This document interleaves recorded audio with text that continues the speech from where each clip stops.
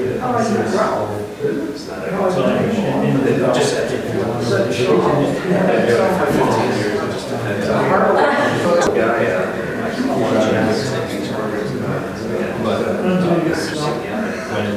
I was born in Fall. Like I said, these are We had 75 gypsies and 35 horses and wagon trains. Hi, Jesse. Hey, Jesse, how you doing? Way ahead of time, because I thought the deadline for because that was Wednesday, that I just this afternoon, but you know. YMZWE. Greetings, everyone. I'd like to open the evening in a good way. I'm sorry? Louder. Louder, okay. YMZWE. Greetings, everyone. I'd like to open the evening in a good way with an opening song by my chief, Elnu Chief Roger Longcoat Sheehan. Sing a traditional song to open this up and welcome everyone in. Chief.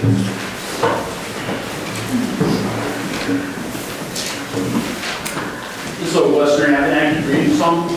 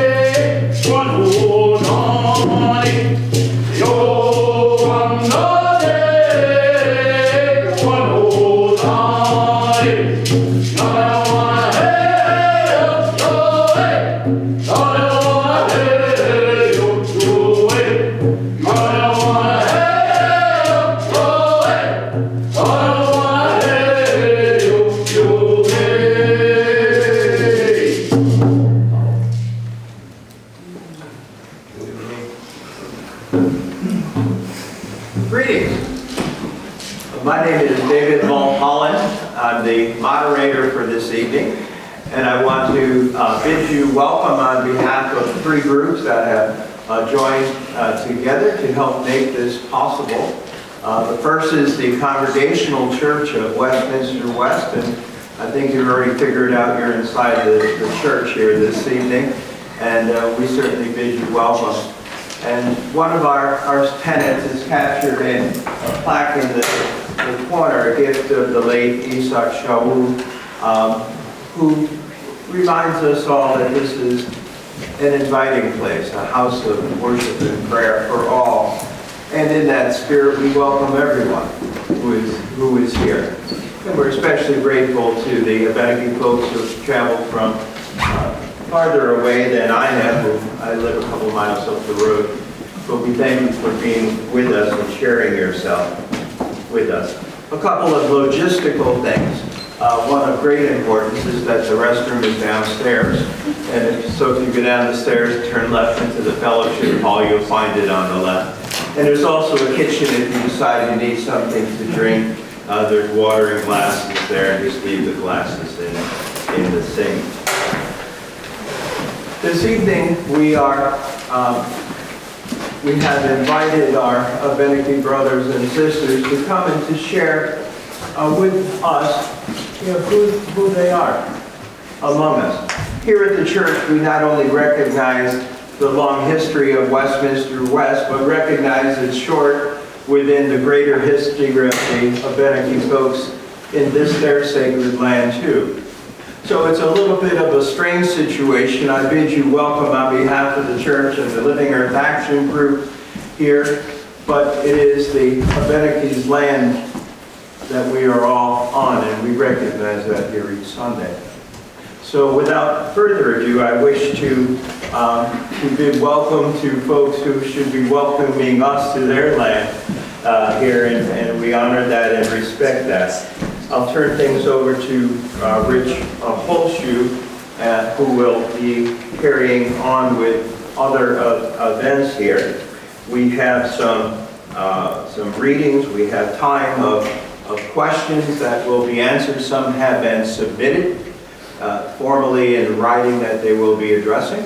And then we'll be opening things up to the public to do our best to answer questions that you may have for members of the tribe. And so without further ado, I'd like to turn it over to you. Lee, David, thank you. I want to acknowledge my fellow band members, community members that are here tonight first. If you're comfortable, stand up and introduce yourself. You're first. Roger Long-Toe Sheen, Chief of the Elnu Abenaki, and live down the road. Hickory Road.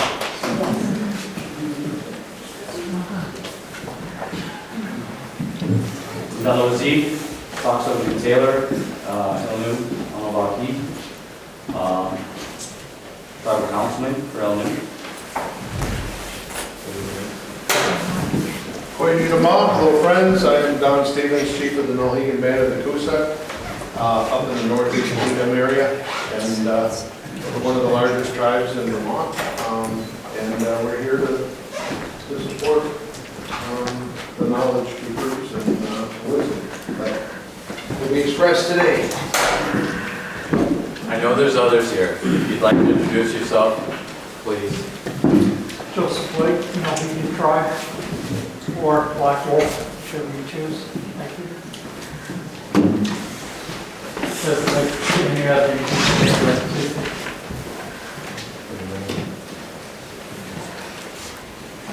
Anyone else?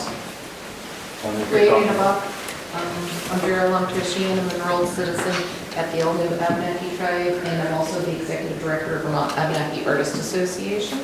Thank you for being here.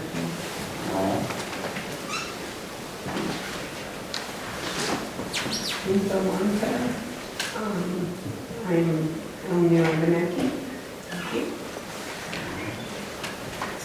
Linda Taylor, and I'm Abenaki as well. Hannah Jones, and I am Abenaki in this way. Thank you for coming.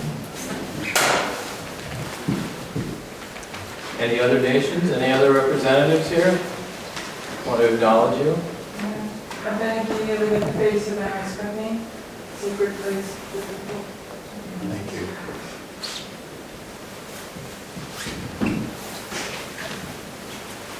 All right, thank you.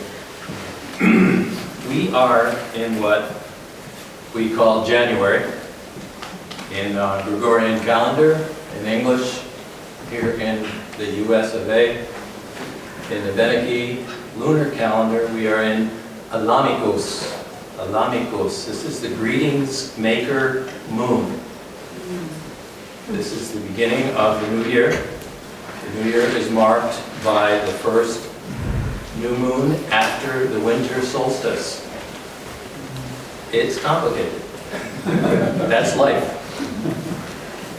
We have to balance the lunar cycles with the solar cycles, with the seasonal cycles. And when we pay attention, we know that we are at the beginning of a new year. Everything is asleep right now. It's going to be waking up. The sun is getting stronger. The sun has returned. As of the solstice, Tony Kizus Wazwasa, when the sun returns to the same place. That was on the 21st. Alamikus began on January 11th. So we're well into that. And in Alamikus, a traditional custom is for us to go to our neighbors, greet them, acknowledge them, recognize them, be grateful for them, for those relationships, and to look forward to the year that's coming when we can practice that and renew it. So I'm going to ask you just to turn to your neighbor, greet them, introduce yourself, and then let's go on.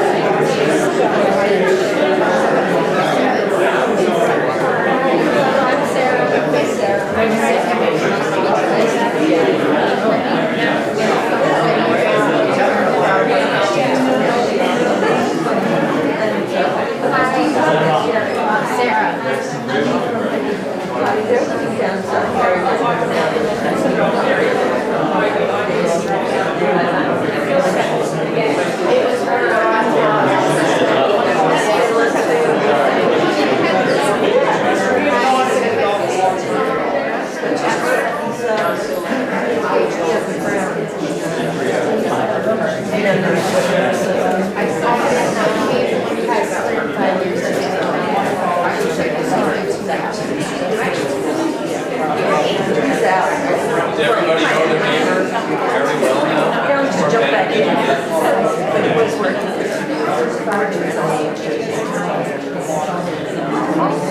Good evening. Good. Do you have one of these? Turn off, please. Our word for this, sometimes you have a word, decision word for things. These haven't been around too long, so you won't find it in the Abenaki dictionary. You can make a word up. Right? So we call this Ondusis Paksek. It's a little god in a box.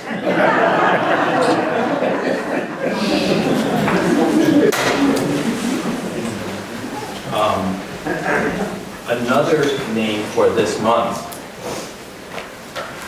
It's good to keep this in mind as well. While we're going around greeting each other and acknowledging each other, this is also Anhaldama Wadim, the forgiveness month. When you're talking to your neighbor, you say, and you don't have to say this, Anhaldamawi Kasi Palilalawan. You want to say it with me? Yeah. Anhaldamawi. Please forgive me. Kasi. For everything. Palil walulan. That I may have done to you. All right. Reset. Let it go. All right. Acknowledge it though. Acknowledge it. You can't move on until you acknowledge it. Right. We can't reconcile until we concile. Got to put it out there. You can't move on. So that's also what we do now. New year, let's start again. What we're going to do next is I'm going to have Michael Daly come up and read an essay written by Andrea Brett, who is an Abenaki woman, lives north. It will express part of the history and the feeling behind what brings us here tonight, through the voice of an Abenaki woman. Michael? Thank you. Good evening. Speak on, Michael. Yeah, a voice sweeter than mine was supposed to read this tonight, but she couldn't make it. I was the one that suggested we read this short bit of Andrea's essay, because when I read it in this book, Our Better Nature, which is about biodiversity in Vermont, it opened doors of understanding and empathy for me that hadn't yet opened. Even I have been learning of indigenous cultures, indigenous culture here, indigenous people. I've been meeting indigenous neighbors that I did not know. But the pieces hadn't gelled, and this woman's words made a big impact on me. And so it's an honor to share them with you tonight in the hopes that they set some understandings going in us as well. And it's just a brief part of the total essay. It's called The Winding Path of Reconciliation. And it begins with a quote from Albert Marshall, a Mi'kmaq elder. So this is what we truly believe. This is what reinforces our spiritualities, that no being is greater than the next, that we are part and parcel, we are equal, and that each one of us has a responsibility to the balance of the system. Then Andrea's words begin, and the Eric she refers to as the editor of the book, who encouraged her to put these words here for all of us to appreciate. When Eric contacted me in the spring of 2019 about doing an interview together, I almost canceled on him, and A Field That Bloomed was almost never written. Because of the history of how the Abenaki have been treated in Vermont, I wasn't sure if I could trust this person I had never met before. It's something I believe many of my fellow Abenaki feel the same about. You must prove yourself to us first, and trust is hard-earned. And so now, again, I am taking a chance with all of you total strangers who are reading this, trusting in our shared desire to take care of the earth that has cared for us. I grew up in a time in Vermont when hiding your Abenaki identity was a matter of survival. I remember my parental grandmother begging me and my cousins to pass as white. Just pass, she would implore us. Because if eugenics happened once, it could happen again. She herself was harassed, called a half-breed for being part French and part Abenaki, and she lived to see many Abenaki sterilized under the Vermont eugenics laws. The last sterilizations in Vermont happened in 1957, just a little over a decade before I was born. But though my parents and I were spared the direct effects of eugenics, its legacy and the culture that supported genocide were ever present around me for much of my life. I grew up hearing the story of a friend's home being burned to get him off his land. And as a child, I was asked to watch and warn the adults if the police were coming to stop our gatherings where we would dance and drum. This all means that when I was young and my grandmother begged my cousins and me to pass, we did our best to do just that.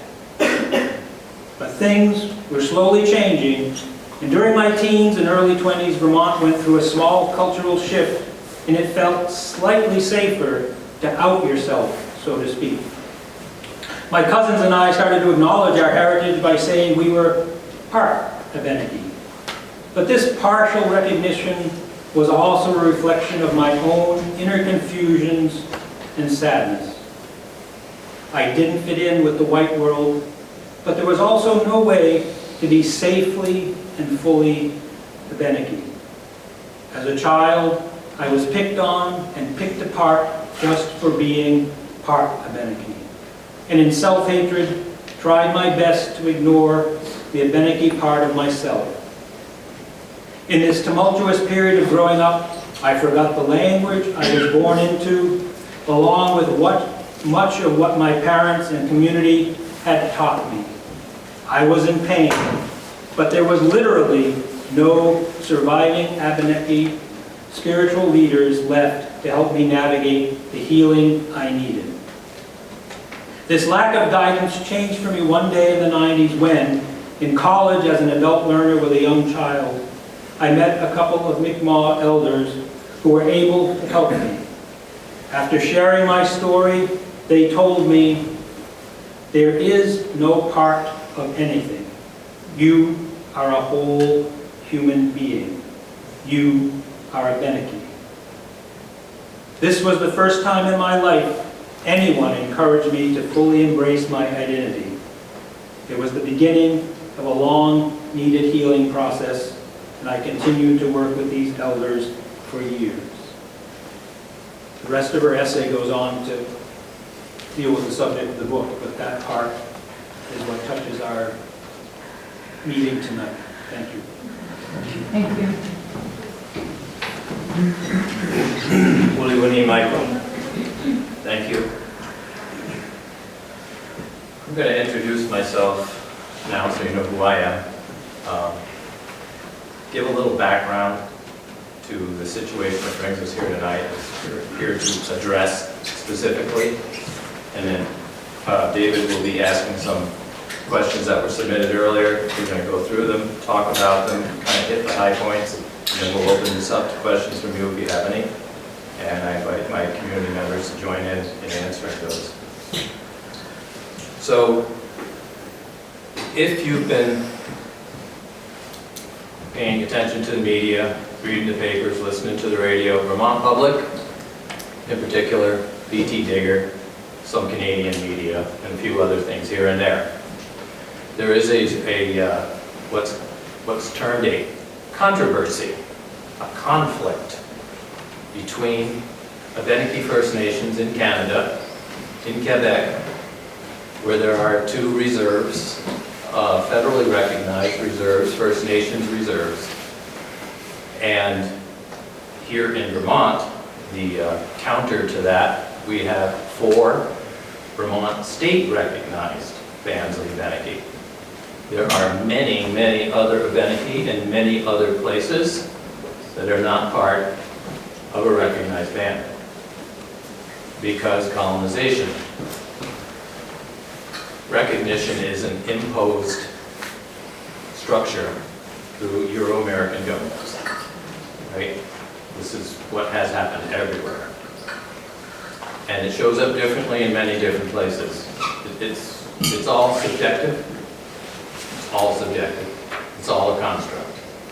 But within these constructs, we end up with conflict because different people have different definitions, right? It's how they ended up where they are, or were excluded from where they are.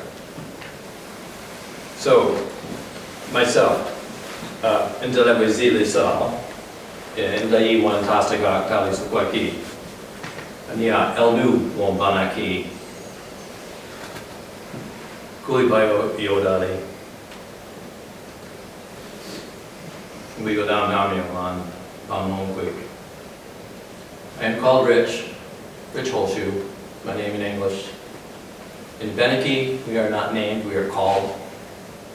We do not exist by ourselves.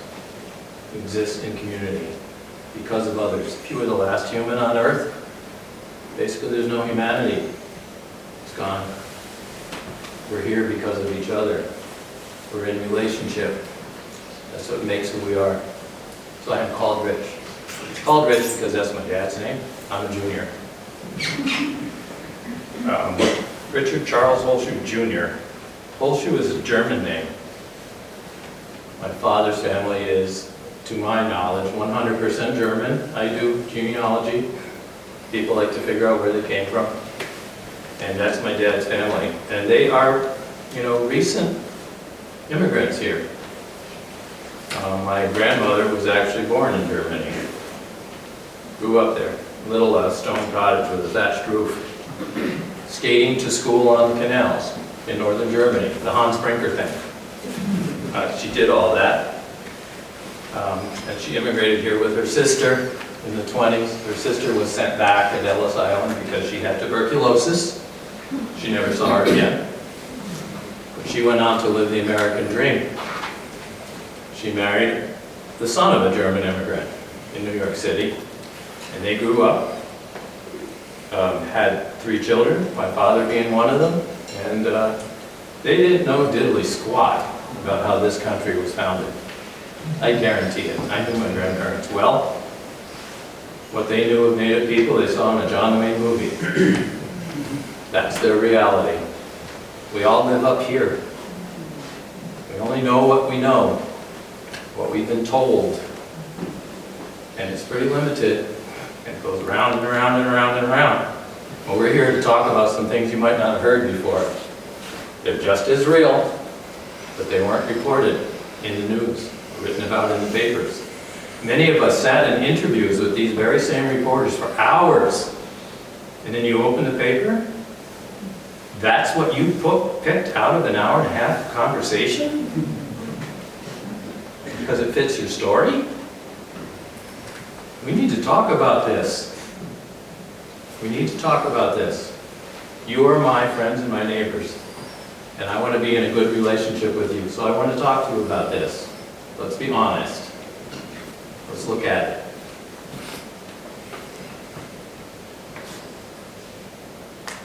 This is being defined as a controversy. It is not a controversy. It is unilateral.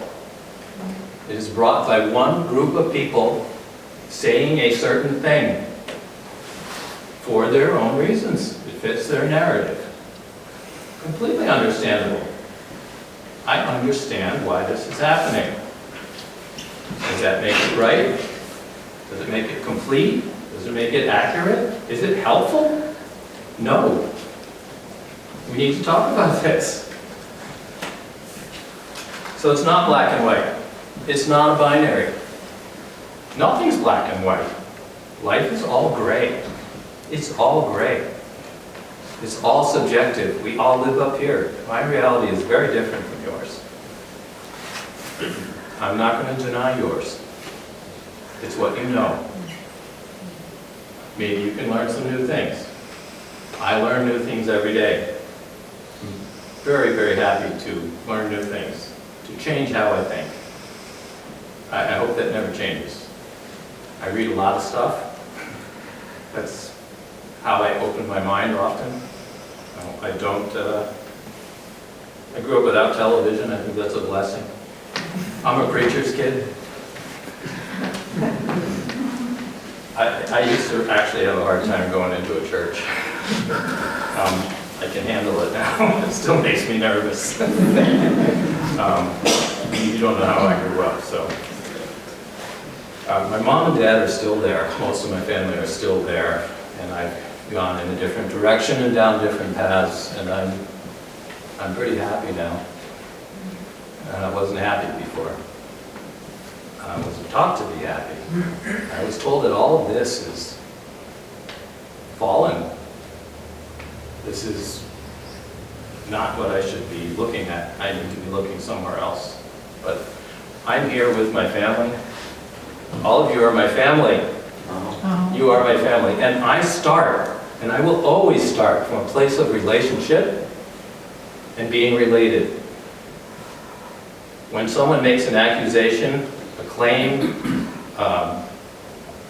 an opinion about someone else, they've done this, they've said this, the burden of proof lies on them. The other people are innocent until proven guilty. And often there is no guilt. Just somebody else said that. And we're in that situation right now. All right, so I am related. Every single one of you. Prove me wrong. You can't. I'm related. When I met one of the primary detractors that you hear quoted in these articles, I met them for the first time. I knew who they were, their public figure. I went up to them and I recognized them and I wanted to introduce myself. I'm just a human being, they're just a human being. And I said, hello, welcome, it's nice to meet you. And they said, are you ready to fight? I was a little taken aback. I'm not a fighter. But I said, actually, no. I came here to meet you. We're related. They changed the subject. They complained that there was no bacon at the buffet.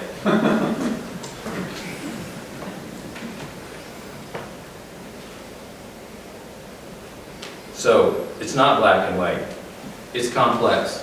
We're human beings. We're all related. That's where I start. Okay?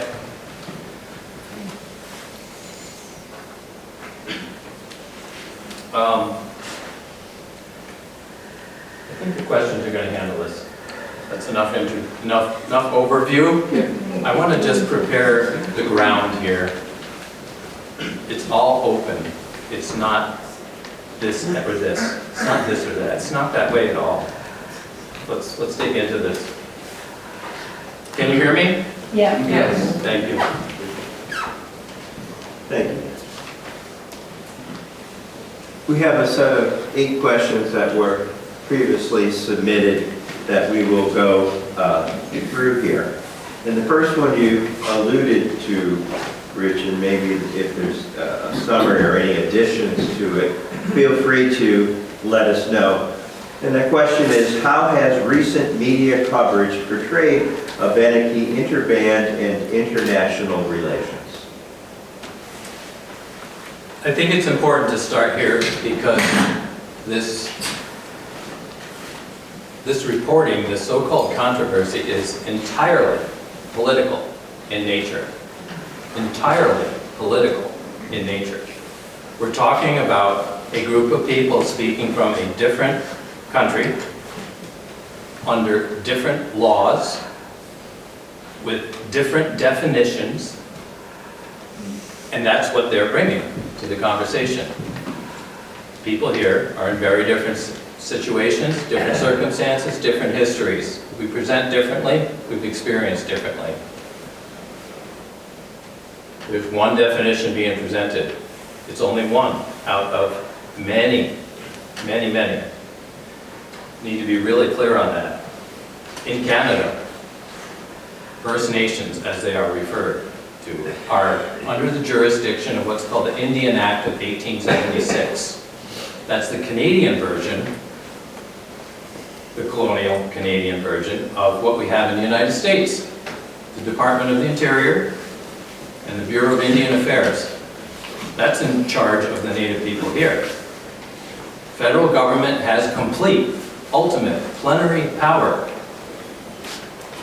No bones about it. They assert that, as does the Crown and the Canadian government. They still call it the Crown. Very, very different. Some similarities, also a lot of differences. Those systems themselves are extremely limited because the government decided what the rules were, and then you got to deal with it. You don't have a choice. So either you conform or not. And there are many folks in Canada who do not belong to a recognized First Nation. You can be 100% full blood and not qualified to belong to a First Nation because somebody else made the rules and you can't meet those rules. Same thing here. Absolutely the same thing. You can have no blood and be a status citizen in Canada. So I just want to point out that this is arbitrary, it is a construct, and is about a set of rules made up by somebody else. Once you're in that category, once you have status or enfranchisement, you're enfranchised, you want to protect it. You have something that other people would like to have and don't qualify. We are in that situation here, but it is over border and under different law. The difference being here that Abenaki people, their traditional homelands did not have those borders. Those are constructs. Different countries, borders, all made up. Abenaki people lived on both sides. We are firmly in Abenaki homelands. They are in Abenaki homelands. Some historians might argue that. We don't need to get into the weeds here. Very large homeland. Western Maine, New Hampshire, most of Vermont, southern Quebec, northern Massachusetts, all Abenaki homelands. And into New York. What does that mean? There was no Abenaki nation per se. These were discrete bands, egalitarian government systems, very small family bands, all autonomous. They could come to because the settlers had different ideas. They had different plans. And the Native people didn't fit in. That hasn't changed. That hasn't changed. Colonization is systemic. It's not episodic. It's not in the past. It's still here. Native people still don't get to decide what they want to do. There's rules about that. The people who fit the rules would like to use them to their advantage. It's understandable. It's completely understandable. All right?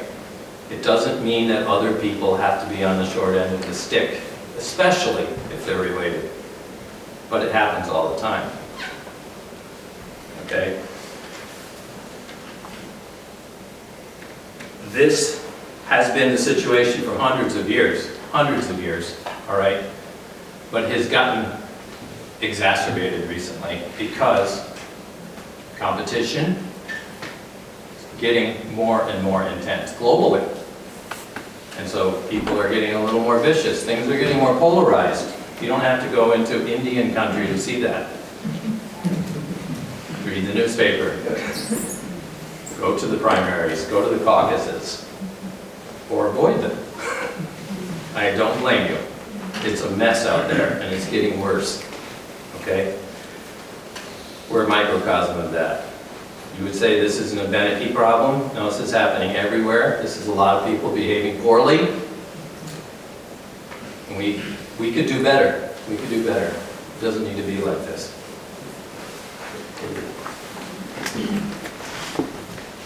Well, it seems like you've touched on a number of questions here, and that's perfectly fine. And I want to jump down to the sixth question here, because maybe it's pertinent here, just based on how you've ended that. But why is it important for Vermont communities to have good relations with their Canadian counterparts? Yep. So, again, I started the point at relationships. We are related. What is being projected from First Nations councils and governments in Canada is being projected by the governments and the councils, not necessarily the people. They're not the ones in charge making the decisions about what the priorities are and the goals and how they're going to do it. There are a lot of folks that are not in agreement. I just want to put that out there. We're all different too. I don't agree with everything that these guys think. That's okay. I deal with it. With diversity comes resilience. We need each other. We're the better for that. We're the better for that. I should not be afraid of that, running away from that. I'm going to learn something from you. So it's not the people, it's the politics again. The politics is about power and control, as I alluded to earlier. People who are in a position to exercise control are going to exercise control. That's what they do. And so there are reasons this is happening. It hasn't always been that way. We don't want it to be that way. This is unilateral. We don't want that to be the case. However, it is the case, and we got to deal with it. We got to deal with it. It's here. We just need to clear the air.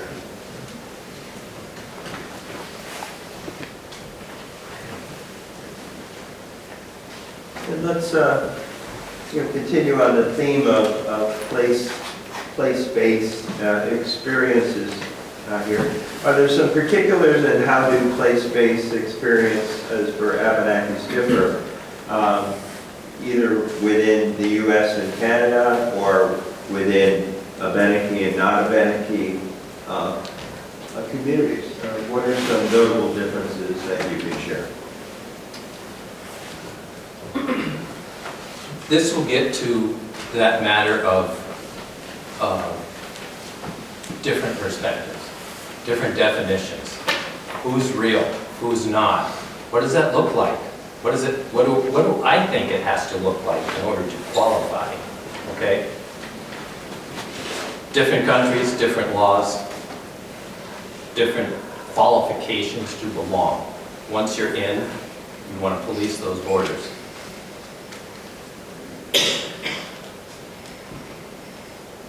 Okay, Abenaki to the north. There are Abenaki people. We're not erasing them. That's not at all on the table here. We prefer to be in a good relationship. We would prefer to have free exchange. That's the ideal. That's the aspiration. Folks up there have had a different experience. The reserve at St. Francis, where it's called Odanak, at the village. There's Odanaks everywhere. That's the name that they have taken for their place, Odanak. It fits. They're at the village. There was an Odanak in Vernon. On the old maps, there's an Odanak in Vernon. It just means at the village. But it's a good name. It fits. So at that reserve, that reserve has been there for upwards of 300 years. Continuous. Village, people living together, sharing culture to some degree. The people that are there come from many, many different places. It was a place of refuge. The Abenaki and their kin, their allies, other Algonquian speakers, primarily, were allied with the French, for the most part, not the British, although you can't generalize. But many, especially to the north, were allied with the French. And so when England and France were conducting their colonial experiments and at each other's throat all the time, people had to pick sides. They were forced into that position. And the Abenaki allied with the French. Others did not. They allied with the British. They went to the place where it was safe, where they could get along, and many of them are still there. It worked out for them. They had a hard time. Oh yes, they had a hard time. They are Native people. Boarding schools. Religion forced upon them. Language destroyed. Cultural practices outlawed. It wasn't easy, but they were able to stay together. People on this side of the border had a very different experience because who won that war between the French and the British? The British. And then the Americans, successors. And then Vermont was part of it. U.S. 14th state. Wouldn't take us in for a while. New York had other plans. But very different experience. Those who did not go there had to find a way to deal with it, right? A similar pass as on the light as essay said. There was all of those problems here as well. Language discouraged, practices banned, discrimination based on ethnic or racial constructs. It's all made up. That's all made up, but it's real, right? Constructs are real. And so the way Abenaki appear here, show up here, or have experience here looks really different. But the definition that is being projected from the north is one definition. You have to meet these criteria. And if you don't, you are not Abenaki. Politically speaking, that is one group of people with one definition. Two reserves, Odanak, Ulanak, at the village, at the bay, both in Quebec, both on the south side of the St. Lawrence River. They're Abenaki people. So are the folks here. Very different experience, but it doesn't fit their definition. But they have the clout of political recognition on a federal level. Same thing happens here. This so-called controversy, this disagreement is not limited to Vermont.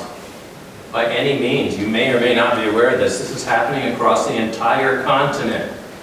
Everybody is picking on everybody. And all of the aggression is coming from federally recognized tribes. They're the only ones doing this.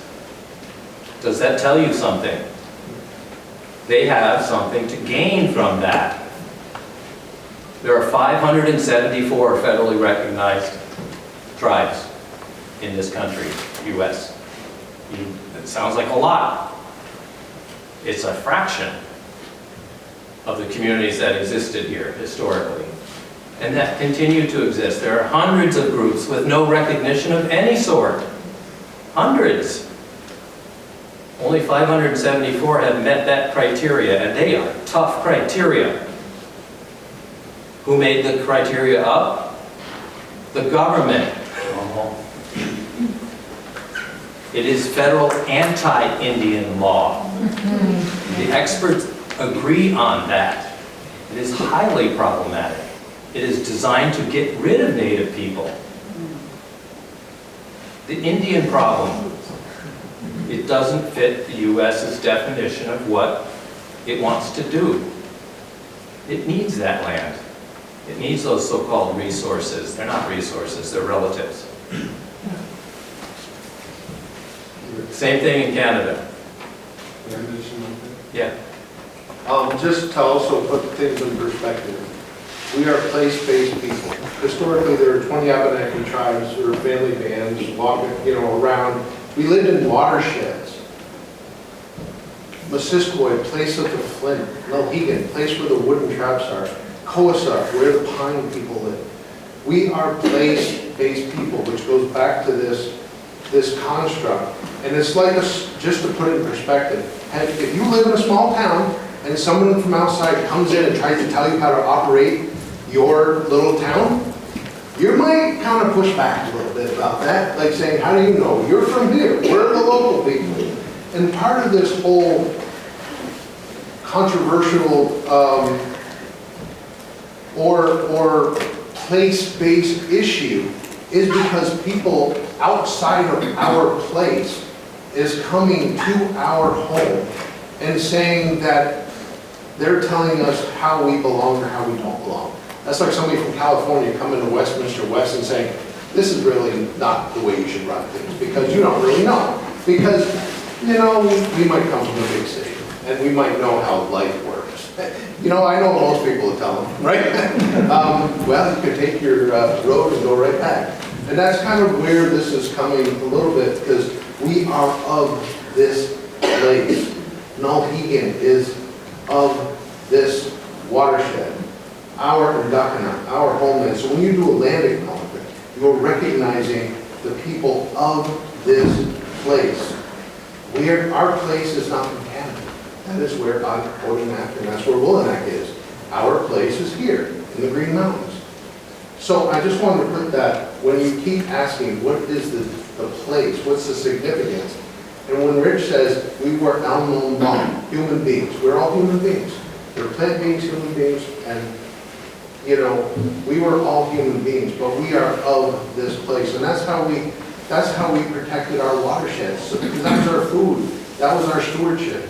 We were trying to coexist within our watershed and within our place. And part of this big issue is people from outside of our place are coming to tell us what our place is and where we don't belong or do belong. So that's one of the reasons why we are so upset. They're our kin, but you can't go into somebody else's house and tell them where they should put their TV or where they should put their couch. And I just wanted to at least mention that, because it's very important that you understand that even though there's a border and there's differences, there were different places as well, even prior to European structure. We each had our place, and we asked permission when we went into that place to send somebody into a village or to visit that village or to visit our relatives. We didn't just go in there and do what we wanted. We asked permission to go into that place, to be accepted into that place. And that, I wanted to clear that up. I'm sorry, I just want to at least add that because it's important. So different groups, depending on who they are, their experience, where they are, they have different rules to belong to that community, right? So Odanak has its rules. Those rules are derived from the Indian Act of 1876. This is how we do things. We're a recognized band, and these are the rules we follow, right? So they have their criteria. You have to have this degree of connection to another citizen, in their case, the grandparent. If you show up out of nowhere and it was your great-grandparent, you're out of luck. We don't have those rules. Either you're related or you're not. And if you're not related, you can still be part of our community. Traditional values would bring somebody in. You can come into the tribe. We accept you, we adopt you. A really good example is that there are families at Odanak right now that came from settlers. A settler family, a settler boy and a settler girl were taken captive. That's happened a lot back in the days of the French and Indian conflicts. That's the French-British conflicts, which the Indians got pulled into, Indians. We call it French-Indian War. Everyone has a different name for it. Boy and a girl were taken captive from two different places, to Odanak. Brought in, became Abenaki, married each other, had children. Their son became Grand Chief of the Abenaki. Any Abenaki blood there? No. To this day, you can be a status citizen at Odanak with no Abenaki blood. You just have to be a member of some other band in Quebec. You can come and trade your card. You're not Abenaki.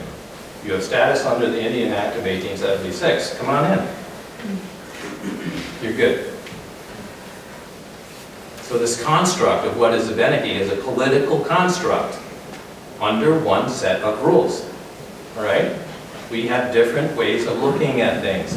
A community gets to determine their membership, their citizenship. That is internal. Everyone agrees on that. Whether you're federal, state, or not, it's up to the community. They decide. That's their autonomy.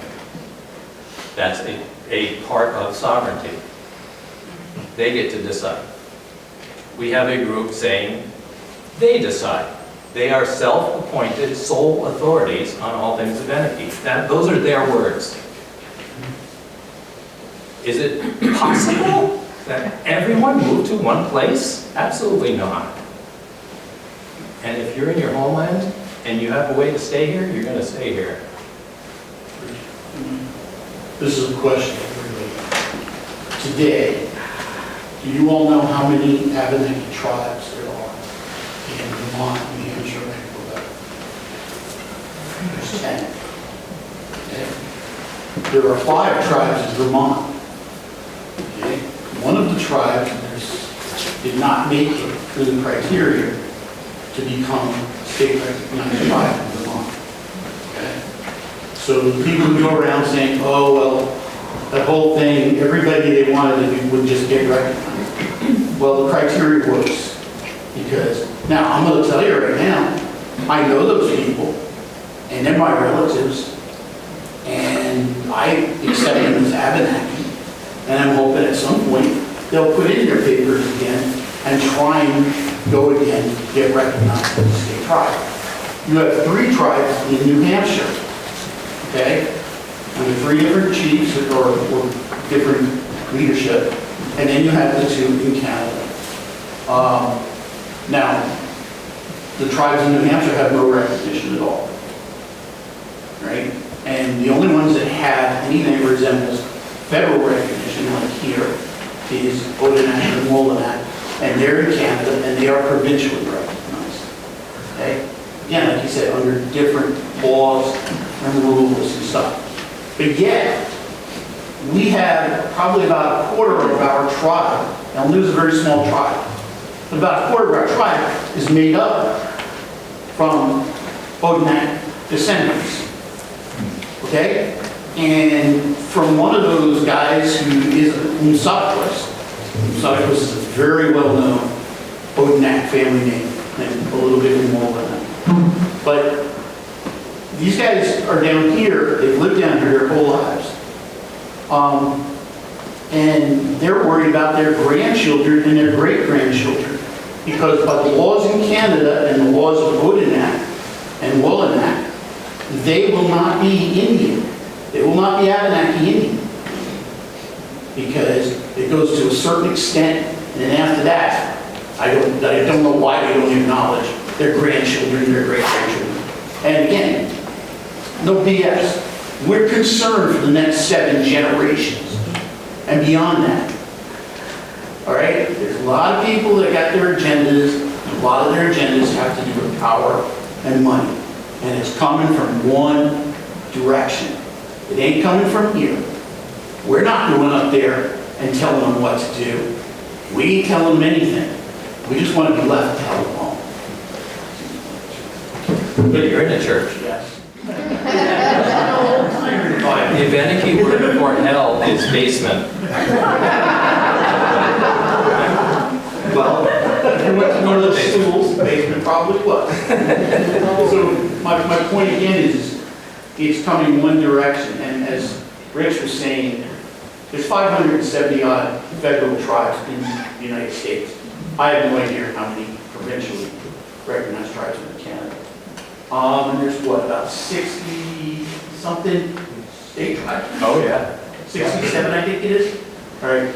And we're not the only natives who are in their actual homelands who are state recognized or non-recognized who are going through this same stuff with federal tribes from places like Oklahoma, and even from Canada, there's other tribes that come down. There are 3 tribes in New Jersey. They're all Lenape, descended from Lenape people. They're mixed peoples. Some of the tribes have a lot of less white blood ancestry in them and more black ancestry. And they're under attack right now, okay? There are tribes down in the Carolinas, which are again state tribes, the Lumbees. Lumbees are like one of the largest tribes in the country, but it's a state-recognized tribe. 50,000 people. But that's what scares the federal tribes, is that because they only allow so many people, and they have cutoff lines as to how long you can be, how much blood you have to be, all this other stuff. And like one Delaware chief says, he says, well, he says, this is the Lumbees, you got 50,000. I only got 5,000. How can I compete with that? Well, the reason they only have 5,000 is because they're not going out looking for people that are related to, right? And it's a money issue. It's a, Here's money. what they adhere.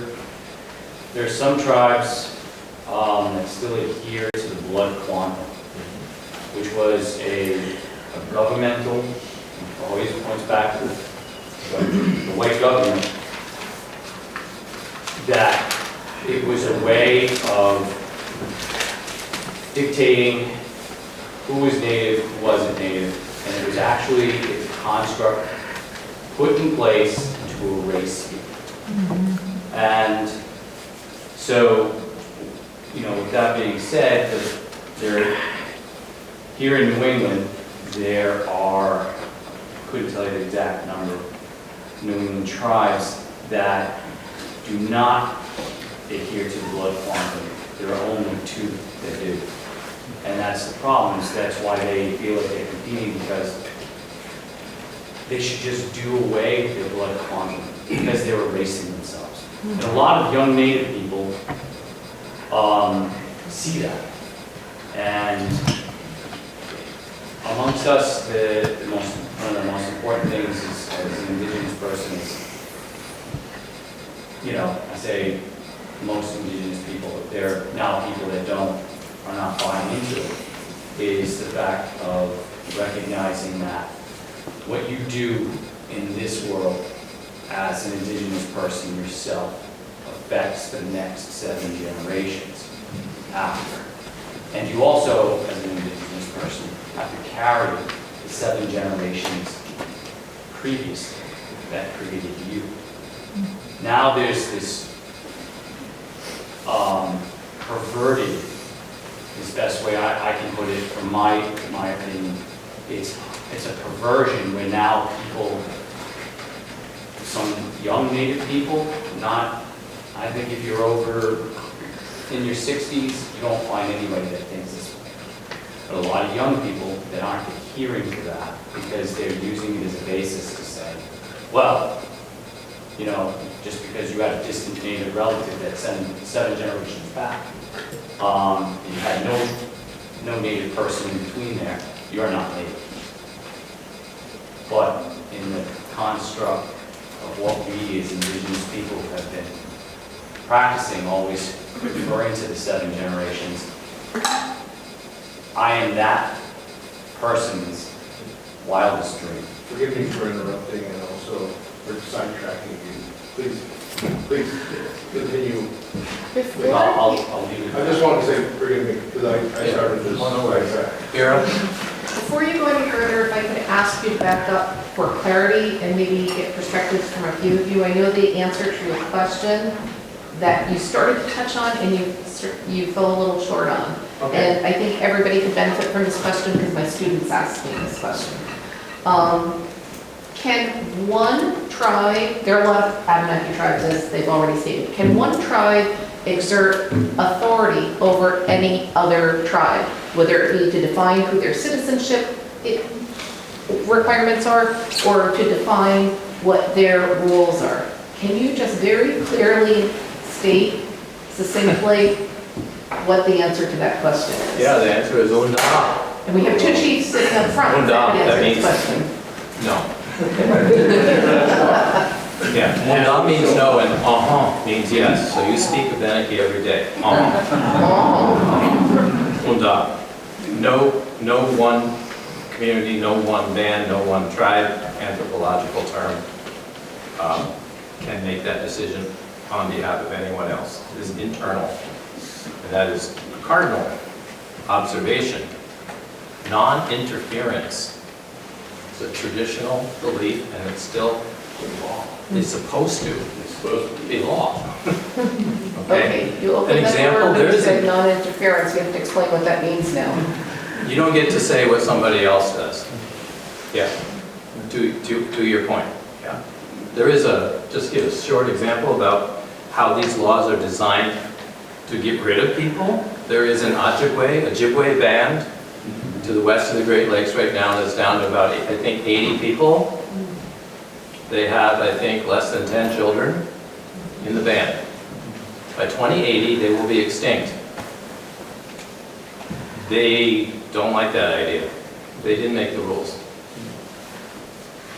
That's what it's supposed to do.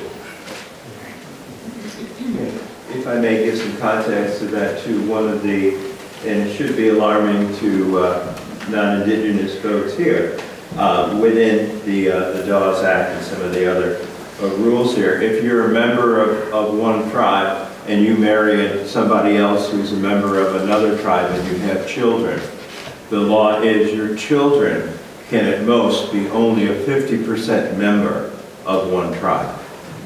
So, and it's especially worse if you intermarry outside of the tribe.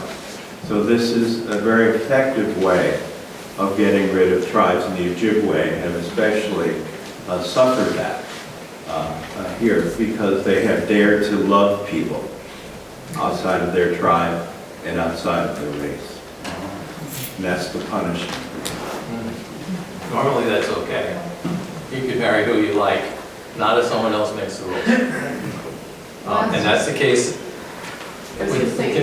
Last year, we had an Ojibwe scholar from the White Earth Ojibwe community, Jean O'Brien, and she did a virtual talk for us on her book, Firsting and Lasting, Writing New England Indians Out of Existence. And she did a commentary within her own tribe that basically they were approaching, the White Earth Ojibwe community was approaching that point, so they wanted to change from blood quantum to more of a kinship model or lineal descent. So there are other tribes kind of looking at that because they're facing extinction. Yeah, they see the writing on the wall. And other people are doubling down because they see that they're protecting their borders, their status, and they want us to keep it that way. There are disenrollments going on across the continent right now by bands and tribes. Joe? Yeah, like the Cherokee now, the ones that are African American, the ones that are part Cherokee, they have now came in and took all the ones that are part African Americans cards away. So they can be adopted. Things get racialized, quantified. And like even in Canada, though, because I go along with my cousin Francis up there, he's part of the other tribe up there, and Obenaki don't even want to associate with them, even though they're right in Canada, they have their own. They have their own. I'm a line 2 Abenaki, but I want to go with Don's tribe and stuff because all that passes with it. Yeah. Right. There is disenrollment going on in Woolanock right now. There are Abenaki kicking other Abenaki out because they're not Abenaki enough. They were up till now. All that, they got to go through. It's a mass- They also have mass gaming. They have gaming disenrollment. there, so there's something to If protect. I may, 30 years ago, we were enough Abenaki to have them come down, hang out with us, and we could go up there. But what came about was in the 70s, going into the 80s, the whole casino craze happened. And it infiltrated into Vermont and into Odanak and Wolanak and people that were on either side of the border, and it started a whole fight between people. And that's when you started seeing things. Because in the 90s, I used to go up to Odanak to their socials and dances and stuff like that. And around in the 90s, it started changing and getting like it is, well, it's worse now. The other thing I wanted to just say is, the one thing we don't have, and that's the thing, because we're state recognized, and because of the people that are not recognized at all, we don't have the kind of money and backing that the people at Abenaki and Westminster have. They have come into a lot of money because they basically exhausted all their land claims up in Canada, okay? And we're talking millions, all right?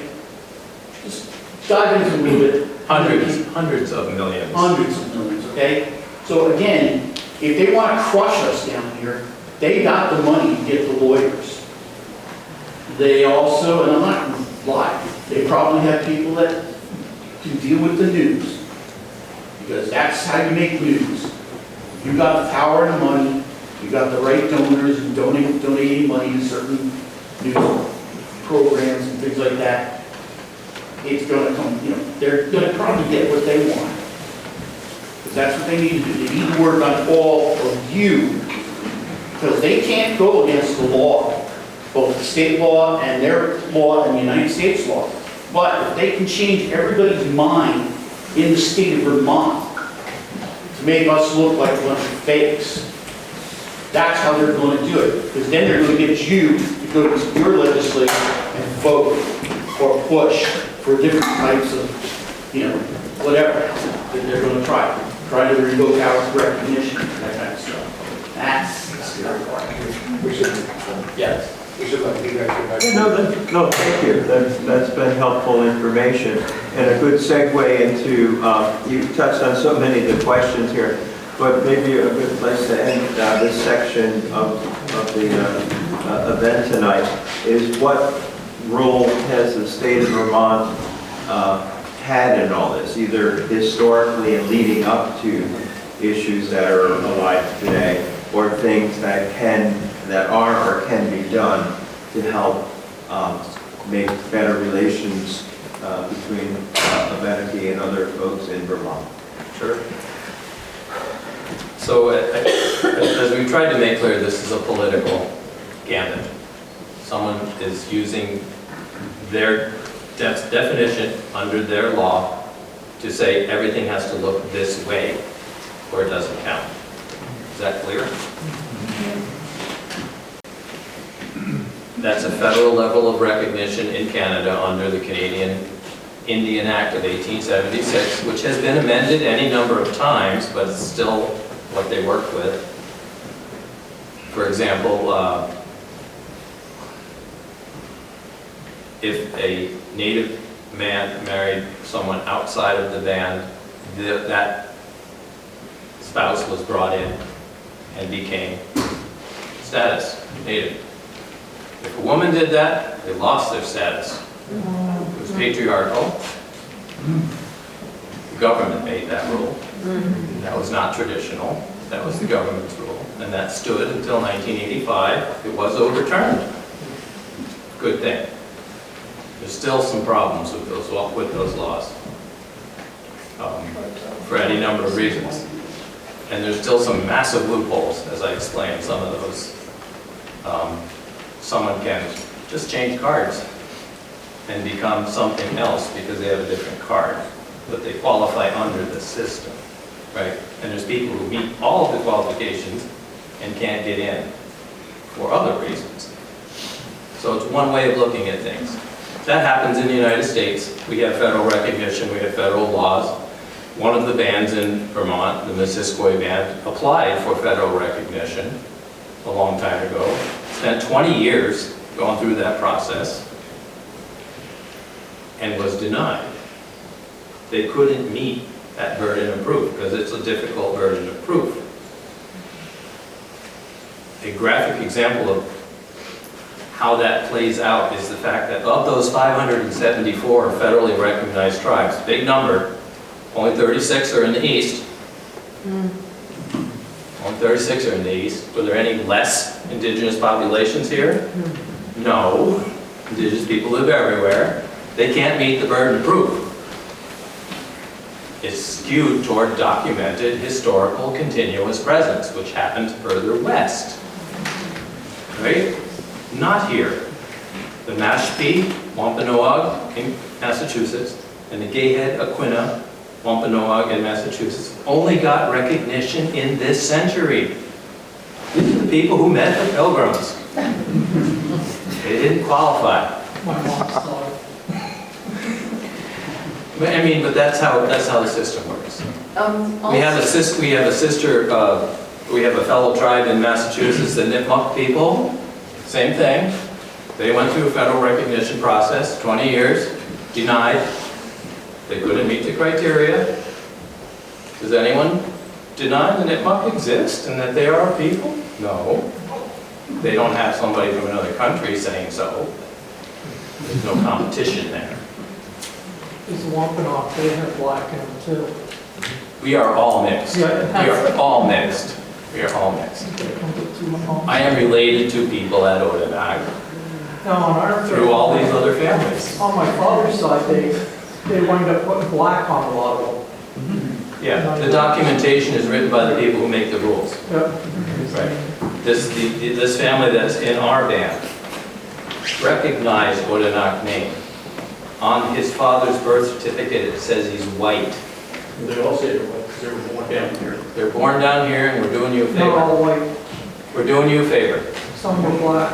and some are black. The darker ones were black. Races, Oh, you mean Subjective. There's a wonderful, it was on CNN.com, talking about the census of 2020, and it shared that 60% of folks who identified as indigenous who, were able, willing to write about their race were claimed to be multiple races. So, and therefore indigenous folks were the most intermarried, multiracial group in America. And that's probably more the truth, and there's been a penalty, obviously, for that within the law. But I want to draw us back to Vermont. yeah, back to Vermont. Back to Vermont and So- things maybe historically that have contributed to where things are today, or things that you see hopeful on the horizon that Vermont is doing that Yeah, we should exactly. be aware of. So the Missisquoi band applied for federal recognition. The state of Vermont got in on that argument. The Attorney General's office wrote a long, long brief, 66 pages? I think 66 pages. Saying that they agreed. These are not actually Abenaki people. They spent a lot of taxpayer money documenting this, and they put this into the testimony, and federal recognition was denied. Could you just repeat that? What did the brief say? They agreed that the Missisquoi Abenaki were not actually Abenaki. State of Vermont proved it, open and shut case. And the federal government said the same thing. It's because they couldn't meet that burden of proof, right? This is where state recognition comes in. 574 federally recognized groups. There are over 60, I think approaching 70 state recognized bands in the United States. I think upwards of 16 states have a process. Most of them are in the east, because that's where the shortfall is. There's still indigenous people here, but they can't meet federal criteria. So the states, these are their people. They know these people. They recognize these people. They are who they say they are. They can't meet that federal burden of proof. And they address those inequities in the documentation. They don't require it to be the same. It's going to look different, because the people in those places have had different lived experiences than those people who can meet that burden of proof. Does that make sense? Yeah, but there needs to be some clarification to answer your question. The answer to your question is that if you know anything about Native things, you're sovereign. If you are federally recognized, you are on the same level as the state, because you have a government relationship with the federal government, just like the state has a relationship with the federal government. The state of Vermont did not want anyone in their state on par with the state of Vermont, because they couldn't control it. They were worried about gaming, and they were worried about land claims. So as soon as they were able to thwart that, then it was okay for them, because we fell under their control. That's why it's written in the legislation, we have no ability to claim land and we cannot do casinos. Then we all of a sudden became, oh, we found you again. Because it was in their interest to kill that recognition, even if it wasn't true. Like they said, well, all Native people left and went to Canada. That wasn't true because we proved otherwise. So what I'm saying is they used, just like other European governments, used their particular facts, cherry pick, to fit what they needed for their narrative. And once their narrative was achieved, then it was okay to do other things because now they have another narrative or another cherry. So that is why the state of Vermont first denied, but then it was okay because we actually proved them wrong, but it didn't matter because now we're still under their umbrella. They still have control. Yeah. So that I just want to explain because that's always thrown up. Well, they didn't need federal recognition. It wasn't because they didn't need it. It's because the state of Vermont spent $250,000 to make sure that they didn't need it because they wanted to argue against it. Nobody had $250,000 to help counteract that. Because if you can't create a casino, you have no money, and you have no investor. So I just want to put that in perspective because people say, why did they now accept you and they didn't before? Because it wasn't in their interest to have a federally recognized tribe in the state of Vermont. Because they couldn't control it. And I'll leave it there and go back to you. Jerry, you had something to add there? Yeah, many federally recognized tribes are federally recognized because they signed a treaty with the United States, basically surrendering their, everything they had, their homes, their homeland, everything they're connected to, their relations, and signed a treaty with the government just to live. So not everybody had to face those criteria, and I think that's an important That's thing true. to know. And many tribes that were federally recognized were also disenfranchised earlier in the 20th century. And the lands were confiscated. So there are multiple state recognition processes. They are valid. They hold up under law. Vermont is not a fluke by any means. As a matter of fact, our recognition process passed by the legislature, signed by the governor, is one of the more rigorous in the country. You can't just wave it away and say it's invalid. Yeah, it holds up very well with other state recognition processes. People will say, well, it's not valid because they didn't meet our criteria. That's not the point. The state of Vermont found a way forward to deal with the indigenous communities in the state by recognizing the experience of the people in Vermont. This is how it happened in Vermont. Okay, we can live with that. And they continue down that trail, down that path. We have made some progress with the state. We're on good terms with the state.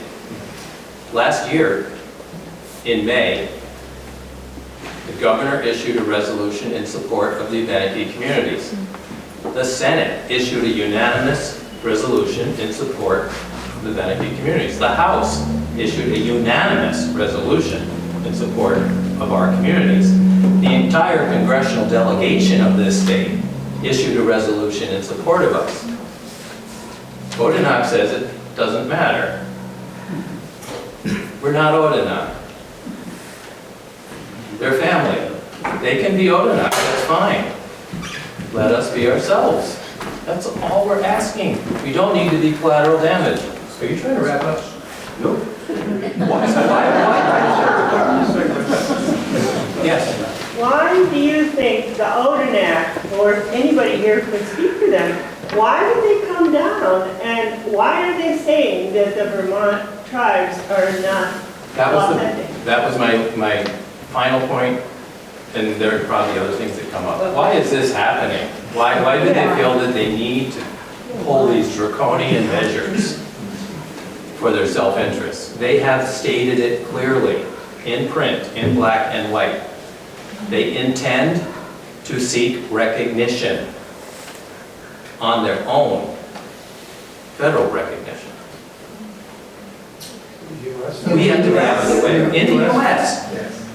I I had a conversation with the Secretary of the Interior's legal counsel, Lynn Trujillo, and I said, by the way, did you know this? And she said, what? They can't do that. I said, that's what I thought. She said, I'm going to have to tell the Secretary of the Interior about this. Whether she did or not, I don't know, but we will have further conversations. I have her phone number. I still don't understand, how would that benefit the Odenak? Okay, land claims. What does that mean? They want more land. They want land in Vermont. They want land in Vermont. They want land that they believe is owed to them to be paid to them money for the land that they lost here in Vermont. If they can't actually get land, because the land's all owned by somebody already. All your land is owned by you. Right. If Owned by the the United state would States. then have to pay them Then they make for all the land settlements. that they're claiming. They make monetary settlements. They've done this in Quebec. They have several $100 million coming in the next few years on deals they've made with Canada. That's how they're going to bankroll this. Okay? They have said they intend to seek recognition, they intend to make land claims. Which Okay? means that they will be paying money so that we don't have to, those of us who. They will settle. They will settle. Which will come out of your tax dollars. But you have to understand that, But then they have to get us out of the way. yeah, you have to understand, if they took the state They of have to be the Vermont, only Abenaki. if they took the state of Vermont to court, Odenak versus state of Vermont, to say this was our original homeland and you took it from us and now you owe us, the Attorney General of the state of Vermont would say, yes, it is Abenaki territory, but it's the Vermont Abenaki, not you, so have a nice day. So if they could get the state to kill us off, when they take the state to court, they would say, this is we don't have any more state recognized tribes, shit. Now they have no defense and they could lose in federal court. And one of the ways to get recognized in this country is through a court, through a court system, just like the Penobscots did. They got their recognition not through the BIA, but they went to court for a land claim, and guess what? That was part of the negotiation of the settlement, was that they become recognized by the federal government, a limited amount. And I also want to clarify too, that we do have a form of federal recognition. I have signed legal agreements with the Department of Interior for eagle feathers and other types of things. We are recognized by the federal government as an Indian tribe, as an Abenaki Indian tribe in the United States. It's just not for the purposes of all the benefits and services that you normally get. And the state has also, the Attorney General, recognized our treaty rights or our land issues. That's how we got our hunting and fishing rights. The AG was open and saying, yes, this in fact, you are the descendants of this, and it says that you have hunting and fishing forever. We already proved that. So I'm saying is the state of Vermont has been wonderful, and we have worked with them in partnership. So to answer your question about the state, we have been working in partnership because they understand the dynamics of what's happening, of what's going on. So that's why Odenak is going to the public and going to the social justice movements and going to the people to try to change the political dynamics. And I'll shut up now so you can finish. I was just going to say we were hoping to open this up to the public, but it seems like that's already happened here. And so, Rich, if you feel comfortable with just interacting with the folks as they raise their hands, that's fine, and I'll shut up and sit down. Is that okay? You can do whatever you want. Principle of non-interference. I said that, but I'm going to exert one thing. And that was to go back to my original thought with the question about Vermont. Here, I think, Vermont likes to think that we're Vermont and not Montpelier. So what can we Vermonters do to be good fellow citizens and be in community with one another? Don't believe everything you read or hear. I'm dismayed at the reporting that has been shared publicly. As I said, we have spent hours talking to these reporters, and they selectively quote, and they are being mouthpieces for what's being told to them. And I have told them at the end of these interviews, I have said, you're missing the point here. You really don't see it. You don't understand. This is what you call reporting? You're repeating what you've been told, and then when you talk to us and we tell you something different, you leave it out? Because they have federal recognition? They have Canadian federal recognition. They are who they say they are. We're not erasing them. We don't need to be erased either. We're very different people with different experiences. That's not good news. That's why you have 30 minutes of bad news. We can do better. Yeah, that's a feel good. What can Vermonters do? We can do better. We can see our friends and neighbors. We can recognize that if we continue to divide and conquer and separate and categorize and objectify, the world is going to continue down the merry path to destruction it is going on right now. We need to come back into relationship. We need to include each other.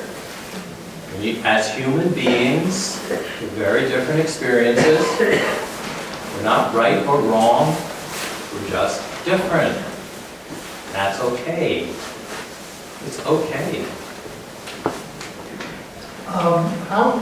How can we elevate this conversation among ourselves and with the world while understanding that we're in multiple categories? And we all want to be stewards of our land because we're all part of it. Yes. And how can we elevate the conversation to focus on that? That gets to the heart of the matter. Why is this even worth talking about? What is the point? Right? We need to get over ourselves and anthropocentricity. It is not all about the humans. We would not be here without our mother, without all of our relations. That's where our eyes need to be. We're way, way out of relationship. We need to get back to that. What is indigeneity? First people, the original people of a place. It is place-based. Indigeneity is a set of cultural values developed around that place and relationship with that place. It's not just their mailing address. Those cultures, those languages came from those places. I am learning Abenaki out of respect to this land. That is the language of this land. It doesn't belong to somebody. It came out of this land. We speak different languages in different places for different reasons. English is a transplant. We all speak it, we brought it with us. The native languages were eradicated. Most of them. Abenaki was functionally extinct. It's in recovery. It needs to be. This land knows that language. When it hears it, it knows it. Try it. It works. It's amazing. When you speak to an animal by its original name, it will stop and look at you. The land here, the petroglyphs, the land that we acquired down in Brattleboro, wasn't just so we could have a tribal headquarters. It wasn't applied for us. That was the cherry on the top that we actually have a building. If there was no buildings there, we would still have been going for that piece of land. Okay? It would have been much cheaper. And the reason is because of those petroglyphs. It's a sacred spot. It's an ancient sacred spot. It's not like something somebody came up with 300 years ago. We're talking thousands and thousands of years, right? And it's connected, just like Bell's Falls petroglyphs are connected to a much bigger native ancient sites, stone sites there. All these cairns around the forest, okay? They already proven that the farmers could not have built that many walls in the amount of time that they were building walls here. But who was here? For 12,000 years after the Hitchcock went down and the ice sheet left, We were here, and we know that, because we've got the archaeological evidence to prove those paleo sites, right? Doesn't make sense that, well, a bunch of Indians can't put stones together.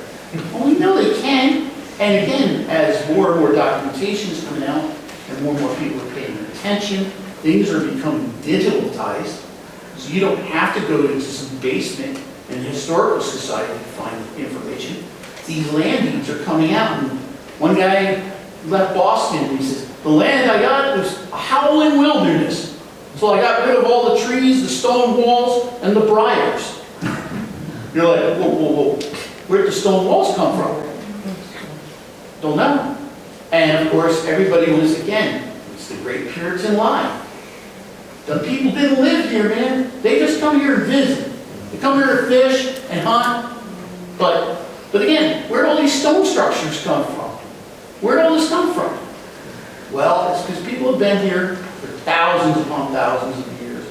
And we kind of are just scraping the understanding of our ancestors and what these places are and what they have to do. And then a lot of it has to do with the underground spirits and the water spirits, especially in the case of the petroglyphs and things like that. Caves. You ever wonder why all the caves and things like that are always called devil's this or witches that? That's because the Puritans, anybody, you went to a cave and you prayed to something underground, might have had horns and a tail and a big snake. Well, that's the devil, man. You know, and they beat it out of so many of the native people that to the point where Habermas, who was actually a great hero, the underwater serpent in the early stories, were the first Europeans to get here. But now you talk to a lot of the people down in southern New England, that's the devil, it's the demons. Well, they are connected with the dead and the ghosts and spirits and the water and all these other things. All the earthly things are connected to these things. And that's why that land is so important to us. And that's why he busted his hump to get that stuff. And I said to him, I don't know. Community support. What, 10 years ago? Many of you. Maybe 10 years, maybe less, I don't know. We were talking and he's like, what do you want to do? What do you want to, what do we want to do? I said, well, that piece of land right there is a sacred place. And I said, I'd love to get it. I'd love to get all that land if I could get it and protect it and make it, a place where we can go and hold ceremonies and whatever. He pulled it off. And he got it. Things, again, I'm a spiritual person. It's for all of us. There are things that happen at certain times in certain places for certain reasons. Okay? There was a very big house there that we could never afford that piece of land with that house. Yeah, it burns, well, the tenants in it, two-thirds of it, and the next thing you know, the owner is tearing it down. And like I said, the building that's on there is cherry because there was something still left that we can actually still use. And in my book, that's a house, even though they call it the caretaker's garage.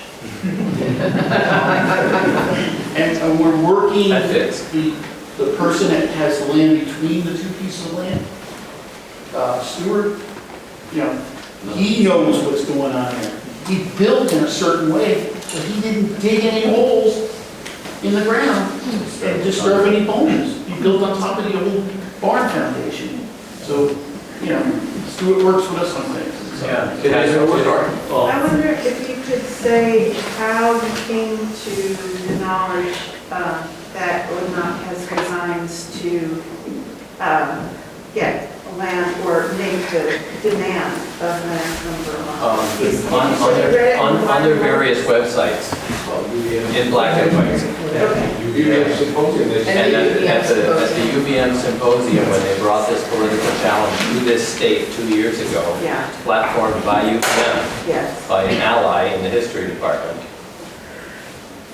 they said that out loud. They said it out. It's been said multiple even the times. thing with Ben and Jerry's, so send us our reparations. We don't want to talk. Yeah, it's in the papers. Yes. If you look on the council website, at their master plan for the next few years, it says, "We will establish our sole authority over our territorial homelands."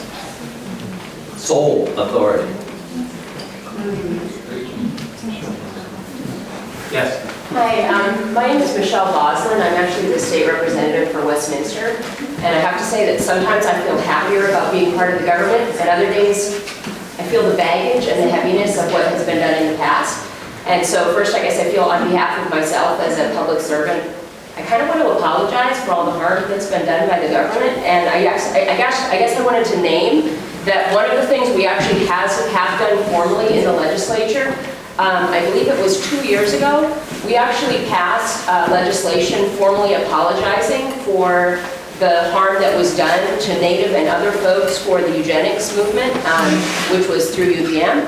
So there was an awful lot of harm that was done, and apologizing is absolutely not enough. But it is an effort to try and acknowledge that harm has been done, and we really are paying attention to what's happening and trying to make right what we can. There was one other piece of legislation I just wanted to name that I believe actually only passed last year, which had to do with acknowledging for Abenaki-owned tribal buildings that those would not be taxed. So it's baby steps, honestly, considering that all this land was once yours, and here we are doing all these other things.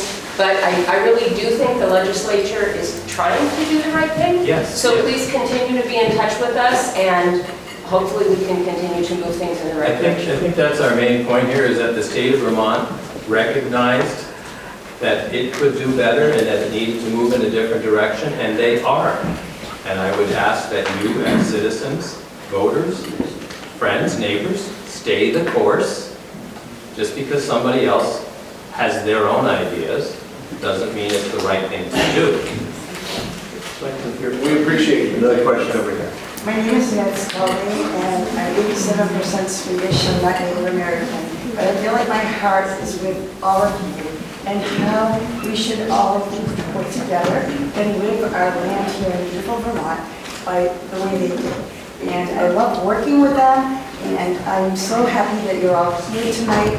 And I know it's getting late, and I do have to leave to go file up here tonight. But I just wanted to thank you all, and I think we should just all work together to try to keep Vermont strong and support you. And I just love you, everything that you stand for. So thank you so much.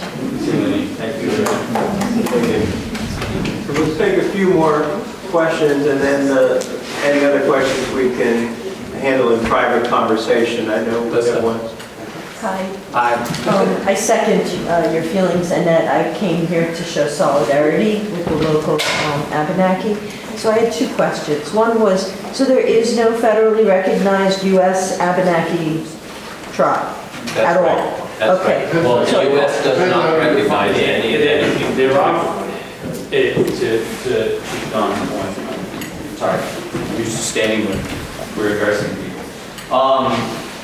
To Don's point, we are part of what's commonly known as the Wabanaki Confederacy, Wabanaki people. And that stretches from here all the way out to Nova Scotia, Prince Edward Island. So you have Mi'kmaq, which is Prince Edward Island, Nova Scotia.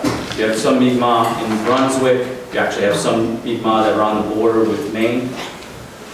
In Brunswick, you have what most people commonly refer to as the Maliseets, but their traditional name is the Wolastoq. The Wolastoqiyik, the people of the Beautiful River, which is what they would call the St. John's. So you have the Maliseets. Next to them, you have Passamaquoddies. Next to them, you have the Penobscots, which are in Maine, and Passamaquoddies butt up. Because there were no borders, so we were all related. We all speak the same dialect. They might shorten words or lengthen words depending on our language. And then as you travel, you get to the Penacooks, which is New Hampshire. Pennacook Abenaki. Parts of Maine, you have Abenaki that are considered Norwich walks. From there, you come here. You got the Western Abenaki, which is us, and then with Odanak and Molinak, we're all Western Abenakis, and then the Eastern Abenakis, which is Mi'kmaq. Even the Anishinaabe people that are commonly known as Ojibways or Chippewa, they actually emanated from Nova Scotia. And they traveled like astronauts. and I know it sounds funny, but they, as ships were poking around trying to find North America, the people in Nova Scotia and Prince Edward Island, this is like traditional stories. They saw what was the symbol, and was the tops of the masts that looked like crosses. And their elders sensed that there was a great darkness that was going to come over the land. So they asked people to take up their bundles, sacred objects, songs, and ceremonies, and travel as far west to where the food grows on the water, which is what's commonly known as the wild rice, which is out in the west. And that is where you're to stop. So it was prophesied at some point that they would come back to this area. And it wasn't until our Confederacy gathered, we had here, I'm horrible in years, what year was it? 2015. 2015.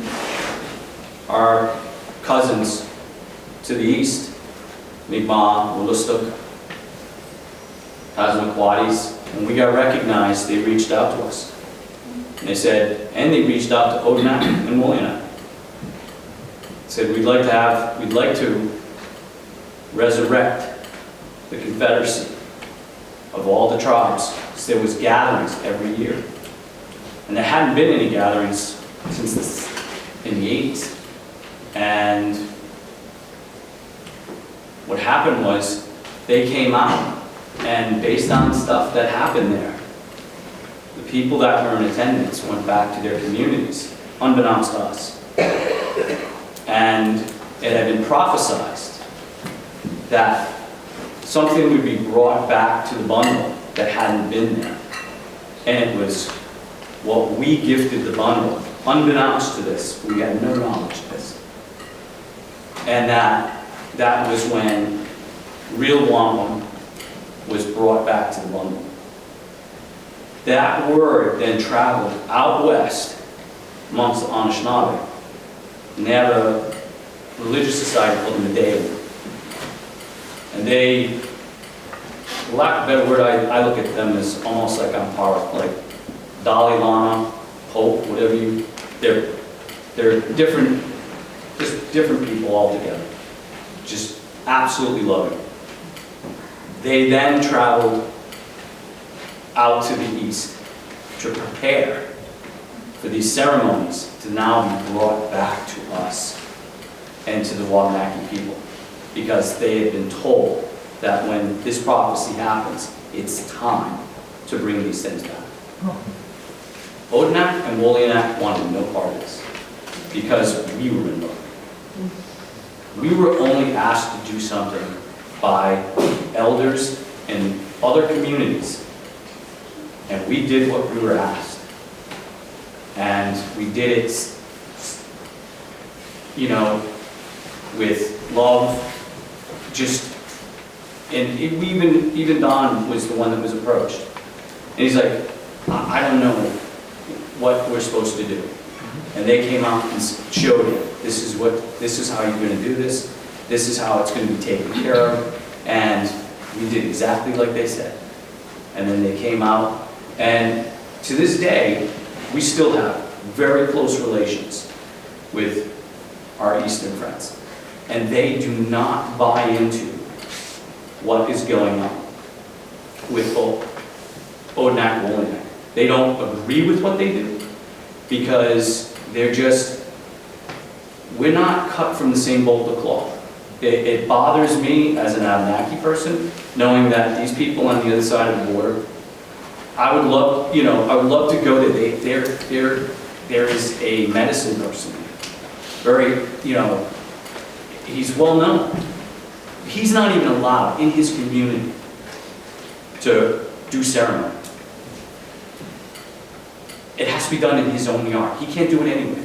They have their thumb on him. And it saddens us because he wants to share these ceremonies and things with us, but he doesn't want to, he feels that he can't travel across the border because he might not be allowed to go back. So there's a dynamic there. And if I could say anything, this is just me, I'm speaking on behalf of myself, challenge these people. I mean, I don't know this man from Adam, but it's like me turning around and knowing his name and saying, you know, he claims he's Irish, but I have his genealogy, he's not Irish. And then walking onto the room, and then everyone turn around and go, hey, I heard so-and-so, he's not really Irish, he's really, you know, Hispanic. Oh, could you hear that? Oh, they said that. Well, did they show you any proof? No. So you just believe it. And that's where we're at. Lots. You're going to hear. You probably read it. It's like, oh, they come out and say our genealogy is not right. Oh, we've done their genealogy. Well, have you seen it? I haven't seen it. I know what's in my genealogy, but nobody's going to show it to me.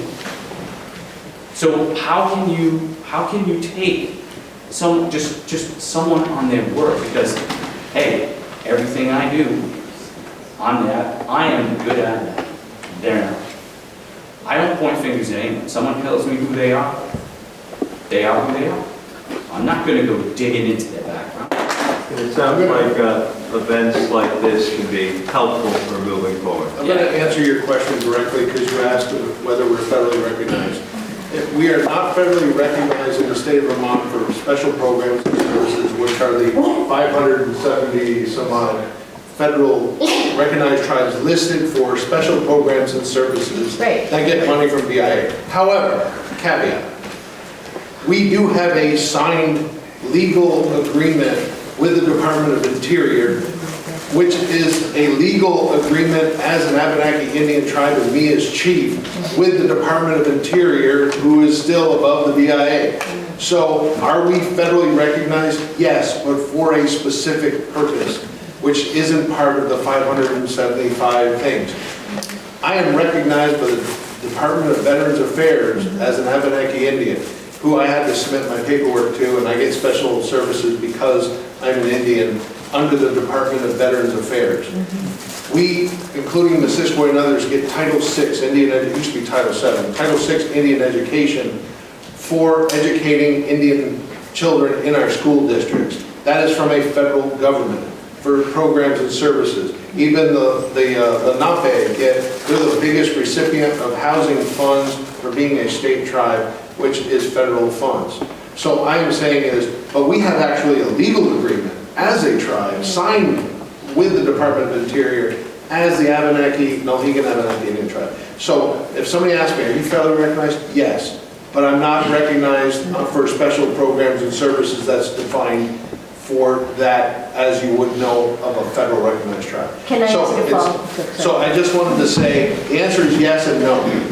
So, are there special state privileges you get as a result of being a tribe in the state of Vermont? We do not get paid for being an Indian. We do not qualify for anything as being an Indian tribe, except the law that was passed to allow our tribal land to not be taxed. And what? And hunting. We don't have to pay for our hunting licenses, right? But neither does 66-and-a-half-year-olds that live in the state of Vermont. So, and also the land, the Humane Society of Vermont don't have to pay taxes either. So I'm just saying is that we're not getting anything special because of our indigeneity. Now, we operate under, like I'm the executive director of Abenaki Help and Abenaki. So we get our funding through grants and donations only, just like any other nonprofit. We just happen to be doing it for the benefit of our people, and we are recognized, because we are state recognized, we are a legal Indian tribe in the United States, because that is one way. So we are classified as a minority, population, so we do qualify for an IU. It's no different than any other nonprofit. So we get no money. Like Odanak, they get paid, their chiefs get paid and their council gets paid from the federal government because they are Indian. We don't get that. As a state tribe, we get nothing, except the fact that we are a minority and we're covered under the Indian Aristocrats Act to be able to sell our things without having our home taken away because we are classified as Indian. So I hope that answers your question. Yes, it does. I think we'll just deal with one more question, and then you're welcome to mingle and ask questions privately. But I want to thank everyone for coming out and to share ourselves with our neighbors and our hosts here. We certainly recognize the value of all of our neighbors here together in sharing who we are with one another and looking forward to being a good community of diverse people. Allison, you get our final question. Well, you said you get some grants, and I'm wondering how this controversy has affected you in getting those grants. Because I heard that some nonprofits, Yes. some institutions won't work with you. Here's the problem. I mean, how do I put this in a gentle way? I'm a pretty direct person. If you are a white European person and you always say, you're racist, you're this, you're bad, you did this to Indians, you did this to black people, you did this, all of a sudden, when a controversy comes up, you freeze because you don't want to make the wrong move. If I support this person, somebody could fire me from my job and say I'm racist. If I do this, maybe I'm doing something wrong. So the easiest thing is to do nothing. And when white Europeans do nothing, then the persons who are attacking you win because you no longer get donations, you no longer get grants. People say, I don't want to give land to the wrong person, so maybe I won't do it. And then guess what? They give it to some other European nonprofit, and guess what? We still don't get our land back. So I'm saying this is a sad thing that people are so afraid and so paralyzed of doing the wrong thing that they do nothing, which in turn helps the people attacking you. So when you are asked, what can you do? Support our nonprofits. We have food programs to feed hungry. I don't care if you're black, white, green, or blue. People are hungry, we want to feed them. We have one of the biggest health disparities and biggest chronic diseases in the country, in the state of Vermont. We're just trying to uplift our people. So they have health care, so they have food, so our kids don't get beat up in school, so they can be proud of who they are, right? We don't want anything special. We just want to be who we are and get a hand up. If people have means, like I have a food program, I work with 50 growers because they have farms, and putting in an extra row of food for them means nothing, but it means the world to us because we have the land to grow our own food. So I'm saying is if you guys can help us, it doesn't always have to be monetary. If you guys can help us, or can you help us provide food, or help us with support, or just uplifting us. If it feels good, then you should, everybody should be uplifted, right? That's how you support us, is reject hate, reject partisanship, reject lateral violence. I mean, I'm not going to tell you who you are. You shouldn't tell me who I am. You should just say, it's nice to meet you. How can I help you? Because I'm nice to meet you. Because you might. And that's what I tell the legislators. If you want to do nothing else in your entire career, do you want to be known as passing a gas bill?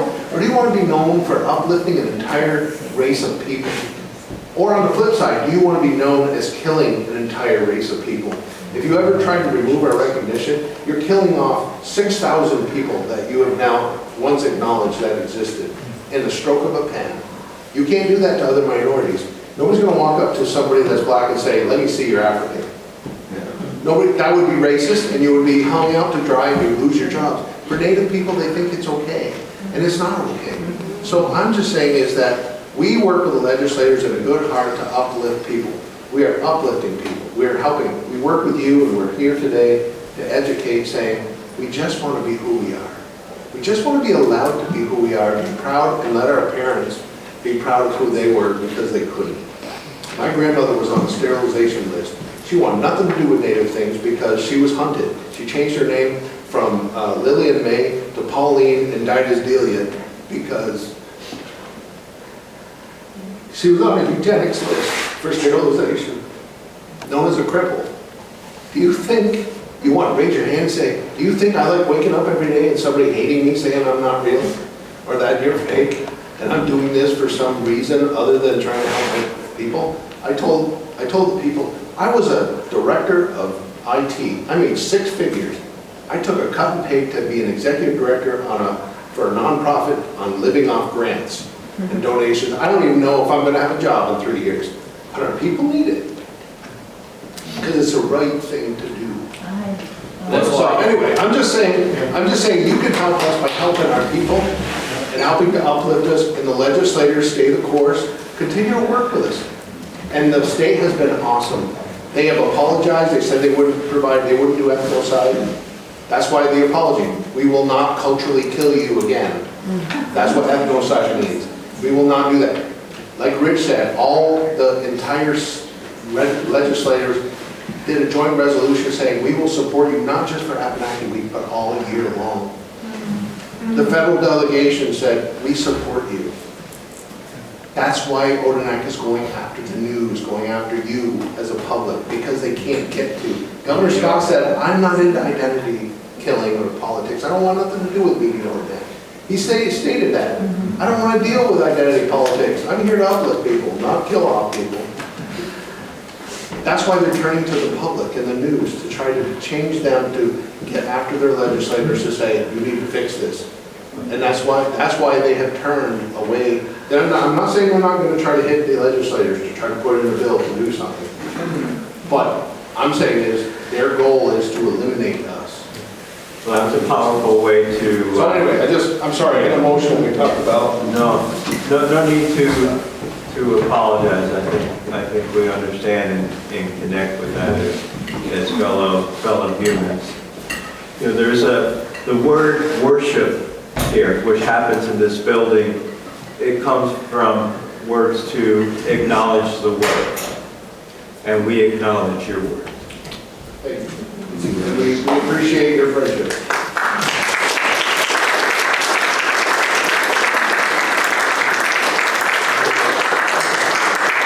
Thank you all for coming out to hear this. Concludes this portion of the program. The rest of it continues in the rest of your lives in loving one another.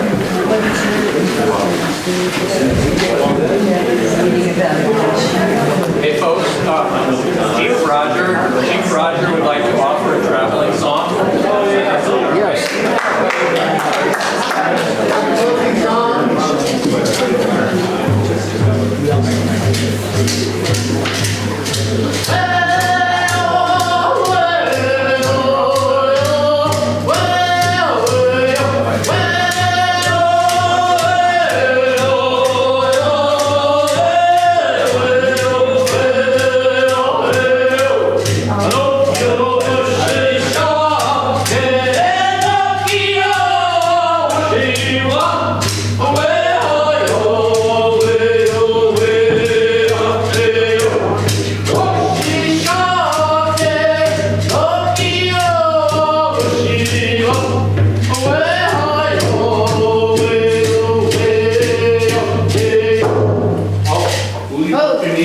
Travel well.